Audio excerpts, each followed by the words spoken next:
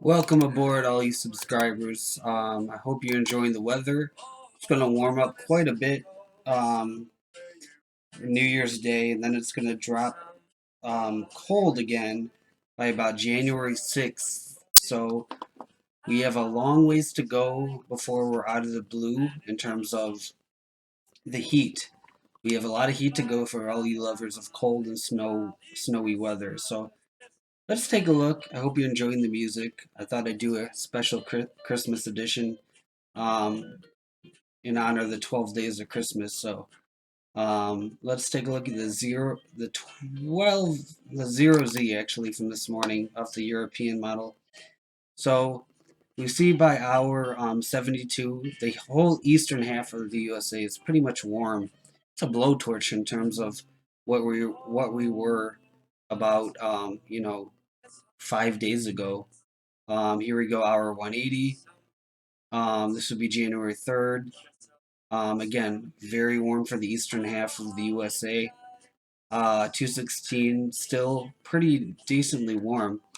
So really, throughout the next 10 days, we're going to remain pretty warm. And I'm going to confirm that by showing you NOAA's 8 to 14 day outlook, their climate prediction center for their analogs that they do as well. So here's the days 8 through 14 outlook. Above normal for the eastern half of the USA, especially places like New York City, Boston, New Jersey. Also above average precip there, so we might have some rain with that warmth.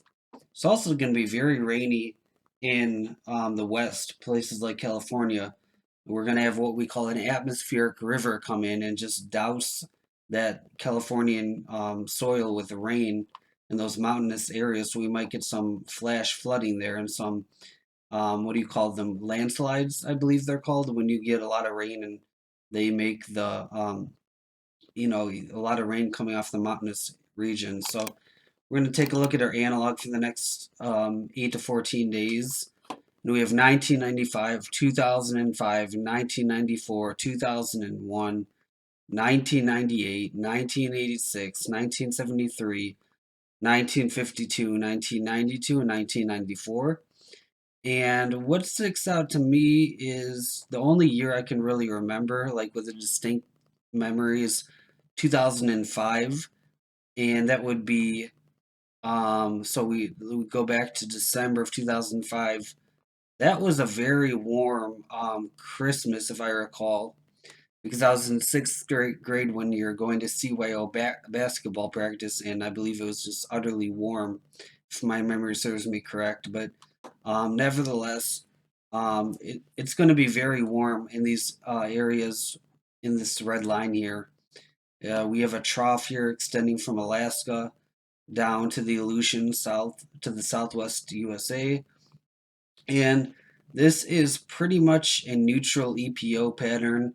Now it can be good at times to get that trough sliding um, right under California there in this ridge up top, but really we want the ridge farther west and we want the ridge driving more into the west coast of the USA. So this is not really a good pattern for East Coast snow lovers. So we want to chop this ridge um, off the eastern side of it, and we want it retrograding west a little bit for us to have any hope in the east for any cold and snow come around January 6th and the 7th. And last but not least, we're going to take a look at what the models are forecasting for this time frame when things might get a little bit spicy and dicey in terms of cold and snow across the east. So we're going to take a look at our global ensemble of the European model, and we're going to take a look at the 500